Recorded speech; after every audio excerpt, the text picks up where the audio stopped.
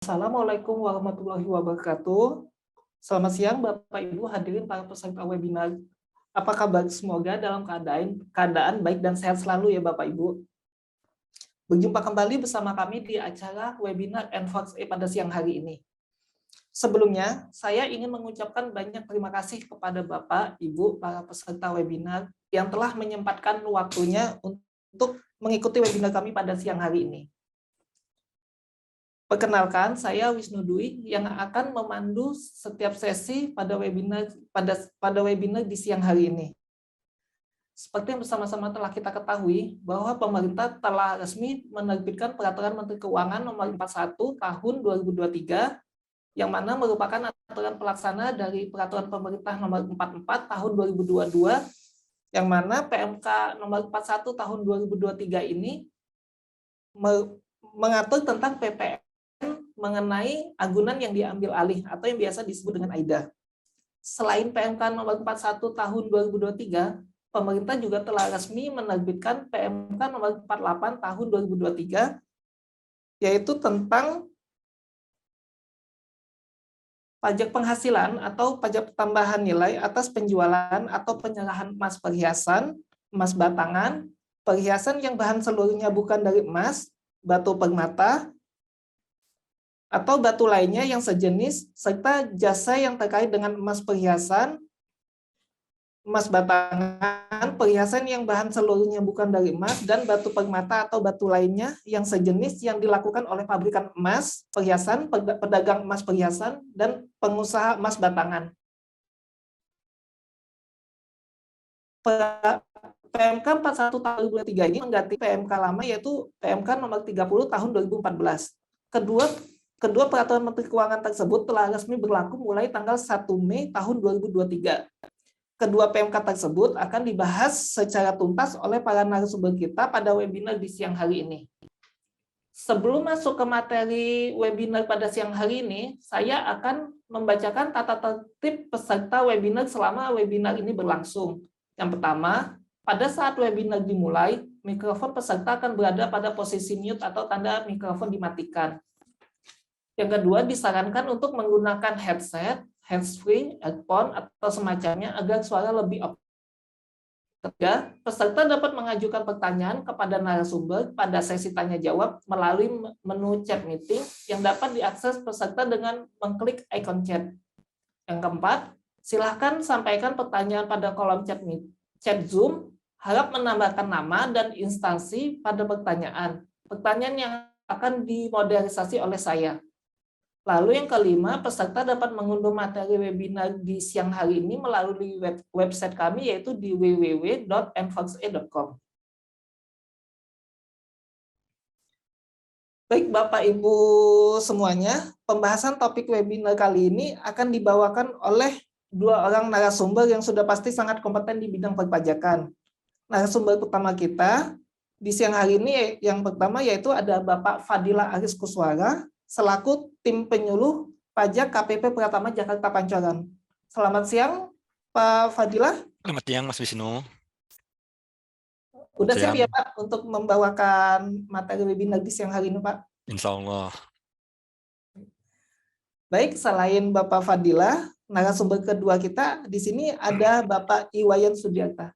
Selamat siang, Pak Wayan. Siang, Mas Wisnu. Selamat siang, Pak Fadila. Selamat siang, Pak Wayan. Ya, siang ini kita berbagi materi ya. Iya, Pak. Untuk Pak Wayan udah siap membawakan materi hari ini, Pak? Siap. Baik, Pak Iwayan Sudiarta merupakan sarjana ekonomi Magister Management yang merupakan International Certified Wealth Manager dan bersertifikat konsultan pajak tingkat C. Beliau merupakan Managing Partner dan Founder NFOXE dan juga Senior Research dan Supervisor Board Center for Indonesia Taxation Analysis. Sebelumnya, Pak Wayan merupakan tax spesialis dan advisor di Salamander Energi Indonesia, yaitu dari tahun 2008 sampai dengan tahun 2014. Sebelumnya, Pak Wayan juga punya kasus di kasus dari 1908 dengan 2008. Bapak Iwayan Sudarta menempuh pendidikan di Sekolah Tinggi Akuntansi Negara dan melanjutkan studi untuk sarjana dan magisternya di Universitas Indonesia dengan mengikuti beberapa program training seperti training Transport Management oleh Erasmus University dan International Tax dan Transfer Pricing Training oleh University of Leiden. Sebelum lanjut, saya akan menjelaskan sesi yang akan berlangsung selama webinar ini berlangsung. Yang pertama, ada sesi pemaparan yang akan dibagi menjadi dua topik pembahasan yang berbeda. Yang pertama, itu pembahasan mengenai PMK 48 tahun 2023 yang akan dibawakan oleh Bapak Fadila Aris Kuswara. Lalu setelah itu dilanjutkan dengan pembahasan PMK nomor 41 tahun 2023 yang akan dibawakan oleh Bapak Iwayan Sudarta. Setelah pemaparan materi kedua narasumber telah selesai, maka akan dilanjutkan dengan sesi tanya jawab dari pertanyaan yang sudah disampaikan oleh audiens di kolom chat sesuai format ketentuan yang sudah saya bacakan sebelumnya. Dan kemudian akan langsung dijawab oleh para narasumber. Baik, untuk itu saya persilahkan kepada Bapak Fadila selaku narasumber pertama yang akan membahas mengenai PMK nomor 48 tahun 2023. Untuk pemaparan materinya bisa langsung dimulai, Pak Fadila. Apakah Pak Fadila sudah siap? Baik. Terima kasih Mas Wisnu, Pak Wayan. Assalamualaikum warahmatullahi wabarakatuh. Selamat siang Bapak Ibu para peserta webinar. Izin kita berbagi sharing ya di sini Pak Wayan, bukan sebagai menggurui ya, karena ini peraturannya baru dan baru juga berlaku tanggal 1 Mei 2023. Bentar, izin share screen. Baik, untuk pada kesempatan kali ini saya kebagian Peraturan Menteri Keuangan Nomor 48 Tahun 2023. Peraturan PMK Nomor 48 Tahun 2023 tersebut terdiri dari 5 bab dan terdapat 28 pasal, ditandatangani tanggal 28 April 2023 dan berlaku sejak 1 Mei 2023. Judul PMK ini memang agak panjang, tentang pajak penghasilan dan atau pajak pertambahan nilai. Jadi PMK ini sudah komplit.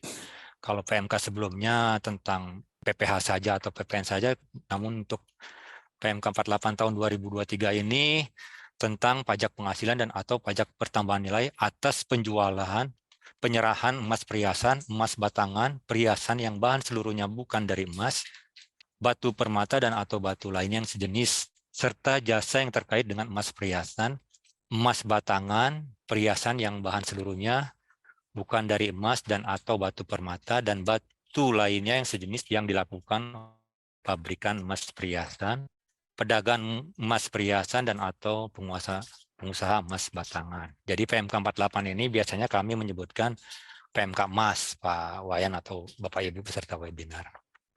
Latar belakang dan tujuan dari terbitnya PMK 48 tersebut. Untuk latar belakangnya tentunya pasal 44E ayat 2 huruf F Undang-Undang KUP tentang harmonisasi peraturan perpajakan tentang penunjukan pihak lain. Jadi tidak saja badan hukum tapi juga ada orang pribadi. Lalu pasal 21 ayat 8, pasal 22 ayat 2 dan pasal 23 ayat 2 Undang-Undang PPh tentang pemungutan, PPh pasal 22 dan pemotongan, PPh pasal 21 atau pasal 23 atas jasa atau atas penerimaan imbalan lainnya, dan pasal 16D huruf I Undang-Undang PPN tentang besaran tertentu PPN. Tujuan yang jelas memberikan kepastian hukum, lalu juga mengubah peraturan PMK nomor 34 tentang pemungutan PPh pasal 22 sehubungan dengan pembayaran atas penyerahan barang dan kegiatan di bidang impor. Kalau sebelumnya PMK 34 ini besaran PPh pasal 22-nya 0,45%, di PMK 48 ini 0,25%. Lalu juga menggantikan PMK nomor 30 tentang PPN atas penyerahan emas perhiasan karena belum menampung perubahan ketentuan sebagaimana diatur pasal 9A ayat 1 huruf B Undang-Undang PPN. Ini tentunya tentang rumusan atau formula perhitungan besaran tertentu yang sebelumnya 20% dikali tarif PPN dikali harga penggantian. Untuk PMK 48 ini sebesar 10% dikali tarif PPN dan dikali harga penggantian. Oke, lanjut. Sini juga di PMK 48 dikenalkan definisi tentang emas perhiasan. Emas perhiasan adalah perhiasan dalam bentuk apapun yang bahannya sebagian atau seluruhnya dari emas. Nah, baik sebagian atau seluruhnya dari emas, termasuk yang dilengkapi dengan batu, permata, dan atau bahan lain yang melekat atau terkandung dalam emas perhiasan dimaksud. Di sini juga ada pabrikan emas perhiasan, yaitu pengusaha yang menghasilkan emas perhiasan dan melakukan kegiatan jual beli emas perhiasan dan atau penyerahan jasa yang terkait dengan emas perhiasan. Pedagang emas perhiasan yaitu pengusaha yang melakukan kegiatan jual beli emas perhiasan dan atau penyerahan jasa yang terkait dengan emas perhiasan. Distributor, grosir, dan eceran. Jadi distributor, grosir, dan eceran ini kami biasanya menyebutkan dengan pedagang emas perhiasan. Serta konsumen akhir yaitu pembeli barang dan atau penerima jasa yang mengkonsumsi secara langsung barang dan atau jasa yang dibeli atau diterima dan tidak menggunakan atau memanfaatkan barang dan atau jasa yang dibeli atau diterima dimaksud untuk kegiatan usaha. Jadi konsumen terakhir. Oke, lanjut.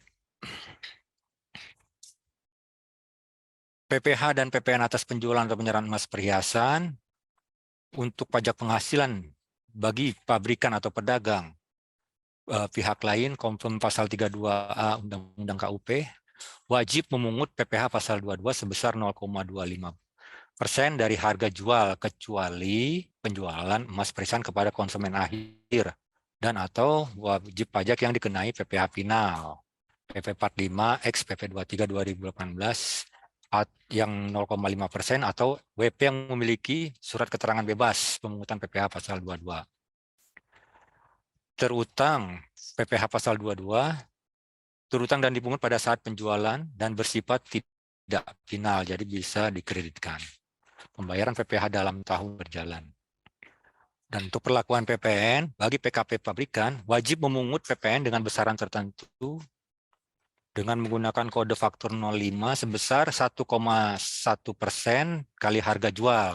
Jadi formula di sini adalah tarif PPN 11% dikali 10% dari nilai penggantian.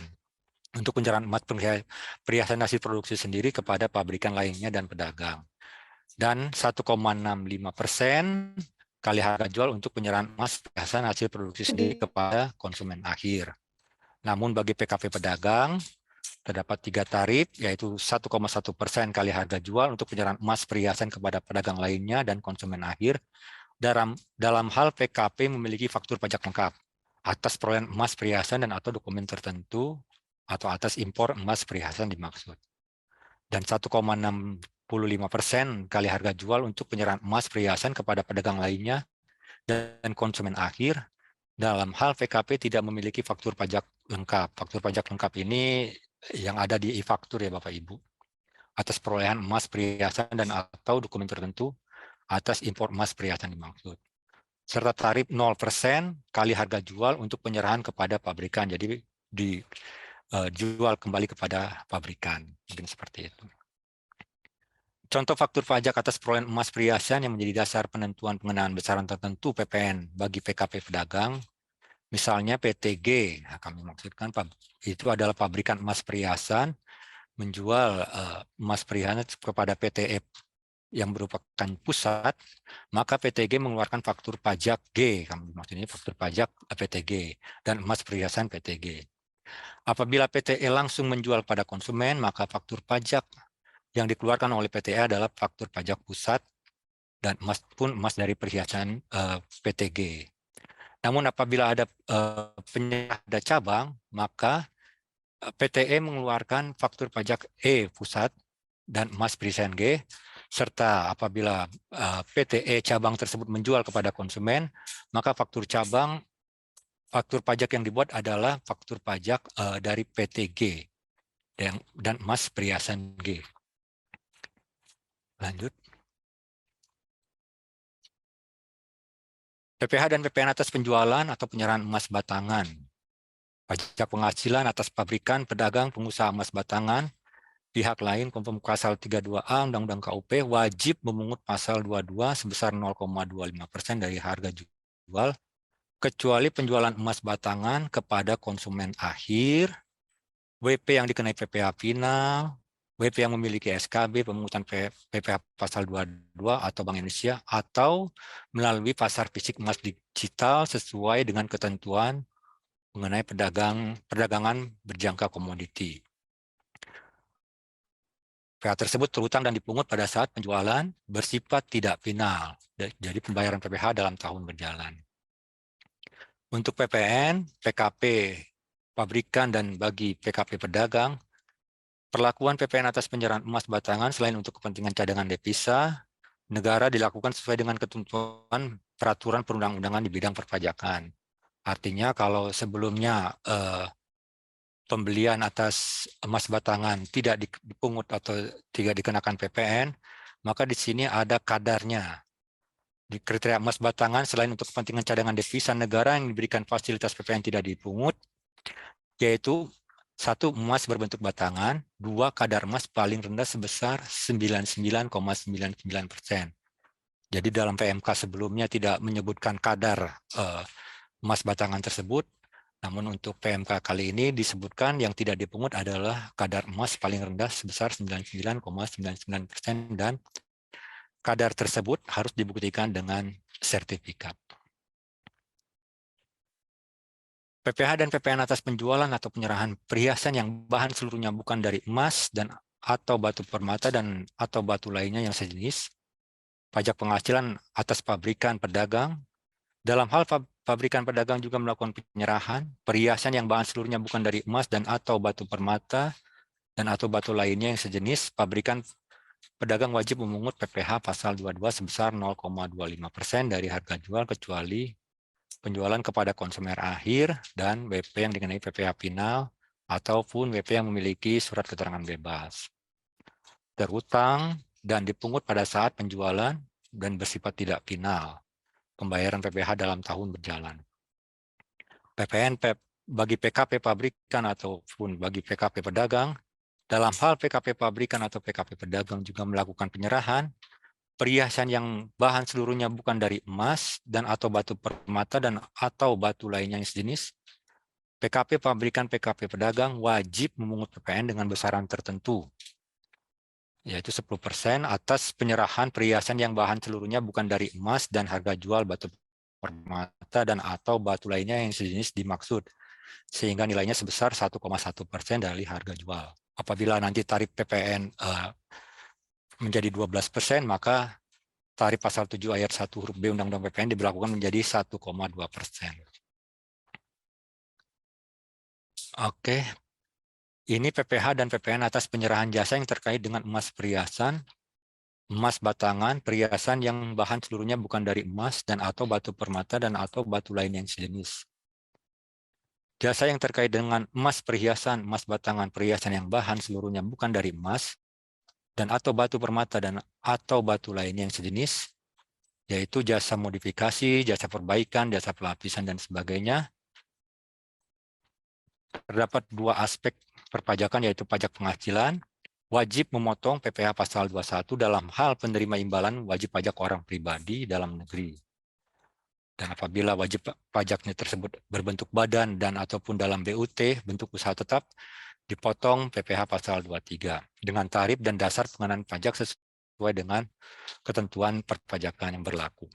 Kecuali dalam hal wajib pajak yang menerima memperoleh imbalan jasa merupakan WP yang dikenai PPh final, yaitu PP 55 2022, XPP 23 2018 yang 0,5% dan telah memiliki serta menyerahkan fotokopi surat keterangan yang telah terkonfirmasi kebenarannya dalam sistem informasi Direktorat Jenderal Pajak. Dan atau memiliki surat keterangan bebas pemotongan PPh pasal 21 atau PPh pasal 23. PPN bagi PKP pabrikan atau PKP pedagang wajib memungut PPN dengan besaran tertentu sebesar 1,1% kali penggantian. Oke, lanjut. Nah, ini terkait dengan imbalan jasa dalam bentuk natura dan atau kenikmatan. Dalam hal imbalan jasa yang terkait dengan emas perhiasan, emas batangan, perhiasan yang bahan seluruhnya bukan dari emas dan atau batu permata, dan atau batu lainnya yang sejenis diberikan dalam bentuk natura dan atau kenikmatan, maka pemotongan PPh pasal 21 atau PPh pasal 23 dilakukan sesuai dengan ketentuan peraturan perundang-undangan di bidang perpajakan. Namun dalam hal natura dimaksud diberikan dalam bentuk barang berupa emas perhiasan, emas batangan, perhiasan yang bahan seluruhnya bukan dari emas, dan atau batu permata dan atau batu lainnya yang sejenis, maka atas penyerahan emas perhiasan, emas batangan, perhiasan yang bahan seluruhnya bukan dari emas dan atau batu permata dan atau batu lainnya yang sejenis, tidak perlu dilakukan pemungutan PPh pasal 22. Penyesuaian besaran PPN yang seharusnya dipungut. Ini kondisi pertama, atas perolehan atau impor emas perhiasan tidak memiliki faktur pajak lengkap atau dokumen tertentu. Maka atas penyerahan emas tersebut, emas perhiasan tersebut dipungut PPN tidak menggunakan besaran tertentu sebesar 1,65% kali harga jual yang mengakibatkan jumlah PPN-nya menjadi lebih kecil dari jumlah PPN yang seharusnya dihitung. Ini kan seharusnya kalau tidak memiliki faktur pajak lengkap, pedagang tersebut harus menggunakan besaran tertentu sebesar 1,65%. Dalam kondisi pertama ini, mereka menggunakan tarif 1,1%. Maka bagi PKP pedagang yang melakukan penyerahan emas perhiasan kepada pedagang lainnya dan atau konsumen akhir dengan kondisi 1 wajib melakukan penyesuaian besaran PPN yang seharusnya dipungut dengan cara sebagai berikut. Untuk penyerahan yang telah dibuatkan faktur pajak lengkap, maka wajib dilakukan dengan cara pembetulan atau penggantian faktur pajak lengkap sesuai dengan ketentuan perpajakan yang berlaku, dan atau untuk penyerahan yang telah dibuatkan faktur pajak eceran, maka wajib dilakukan dengan cara digunggung dan melaporkan dalam SPT masa PPN pada masa pajak dilaporkan faktur pajak eceran yang bersangkutan. Untuk kondisi 2, atas perolehan atau impor emas perhiasan memiliki faktur pajak lengkap atau dokumen tertentu. Atas penyerahan emas perhiasan tersebut dipungut PPN tidak menggunakan besaran tertentu sebesar 1,1%, malah sebaliknya dikenakan sebesar 1,65%, yang mengakibatkan jumlah PPN-nya menjadi lebih besar dari jumlah PPN yang seharusnya dihitung dengan menggunakan besaran tertentu sebesar 1,1%.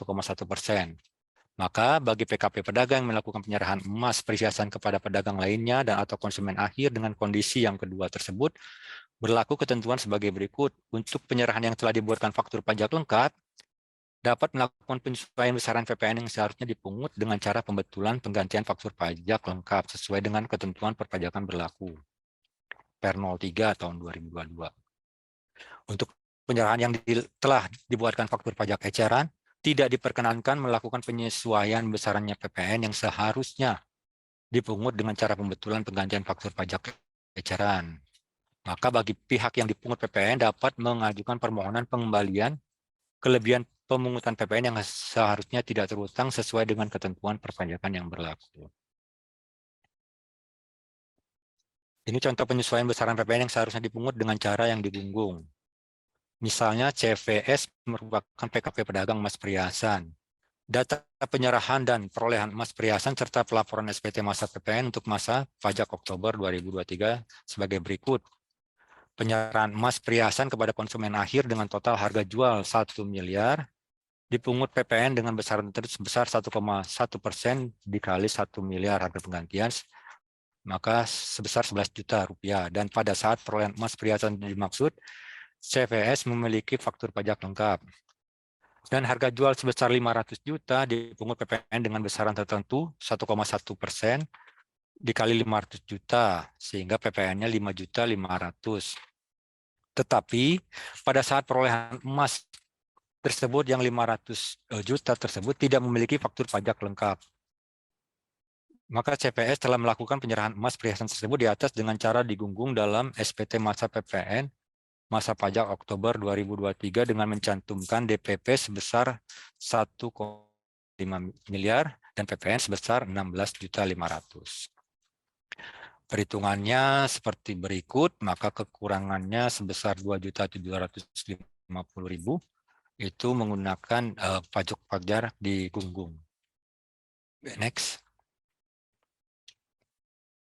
PPN atas penyerahan BKP lainnya dan atau JKP lainnya. Dalam hal PKP pabrikan dan PKP pedagang yang melakukan kegiatan usaha tertentu berupa penyerahan emas, perhiasan yang bahan seluruhnya bukan dari emas, batu permata dan atau batu lain yang sejenis, serta jasa yang terkait dengan emas perhiasan, emas batangan, perhiasan yang bahan seluruhnya bukan dari emas, dan atau batu permata dan atau batu lainnya yang sejenis, juga melakukan penyerahan BKP lainnya, dilaksanakan sesuai dengan ketentuan perundangan di bidang perpajakan. Untuk contohnya seperti di layar.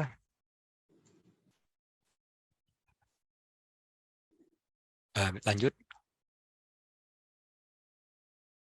Ini kewajiban PPh bagi pemungut atau pemotong PPh. Bagi pemungut PPh pasal 22 wajib membuat bukti pungut PPh pasal 22 dan menyerahkannya kepada pihak yang dipungut. Ini bisa dibuatkan di Ibu Pot Unifikasi. Menyerahkan PPh pasal 22 yang telah dipungut ke kas negara dan melaporkan dalam SPT masa PPh Unifikasi. Bagi pemotong PPh pasal 21 atau pasal 23, membuat bukti pemotongan dan PPh pasal 21, PPh pasal 23 dan menyerahkan kepada pihak yang dipotong. Menyetorkan PPh pasal 21, pasal 23 yang telah dipotong ke kas negara. Kewajiban PPN bagi pabrikan atau pedagang. Wajib melaporkan usahanya untuk dikukuhkan sebagai PKP. Nah, ini digaris merahi bahwa seluruh pabrikan ataupun pedagang emas perhiasan wajib dikukuhkan sebagai PKP. Wajib membuat faktur pajak lengkap, e-faktur pasal 13 ayat 5 Undang-Undang PPN sejak dikukuhkan sebagai PKP, kecuali penyerahan kepada konsumen akhir. Wajib menyetorkan PPN yang telah dipungut ke kas negara dan wajib melaporkan dalam SPT masa PPN.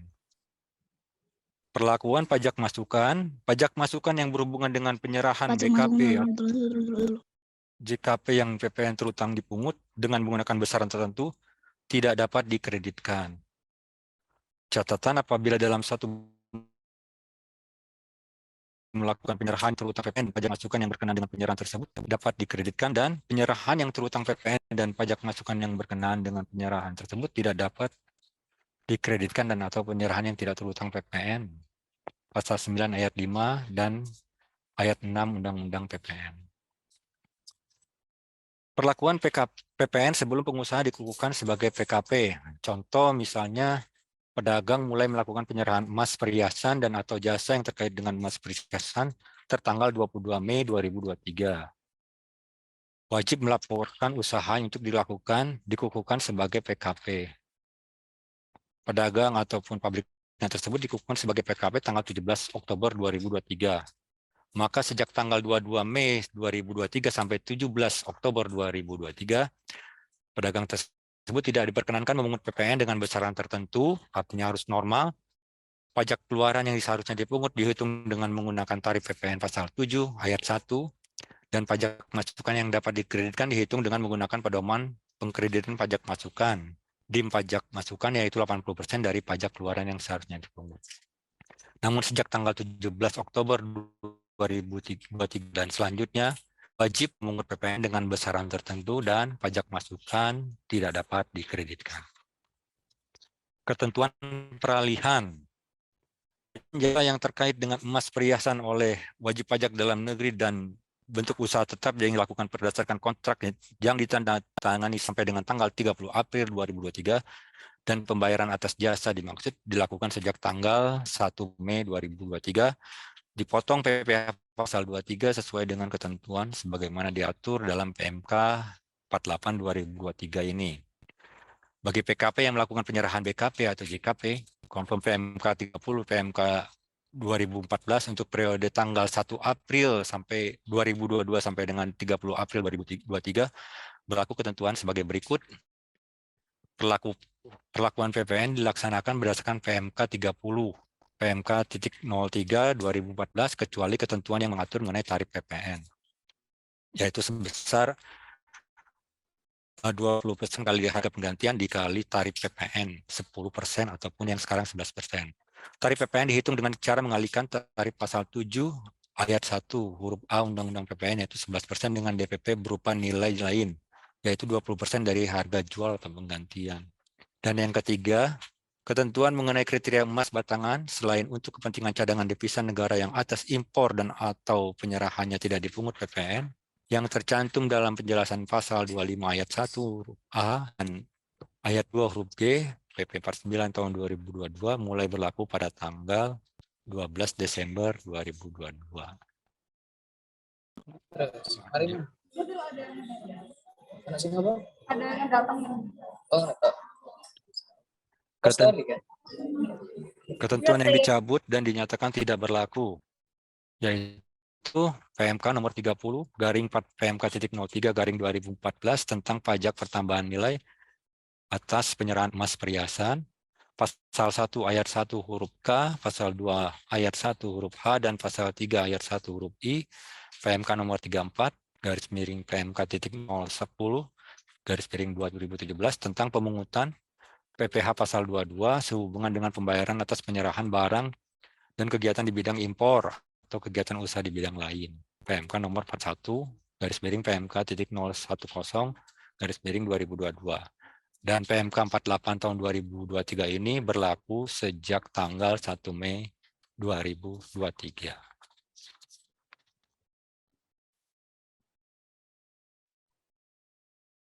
Iya, mungkin itu saja Bapak dan Ibu peserta webinar yang dapat kami rangkum, resum terhadap PMK 48. Mohon maaf atas kekurangannya. Silakan kami kembali ke Mas Wisnu.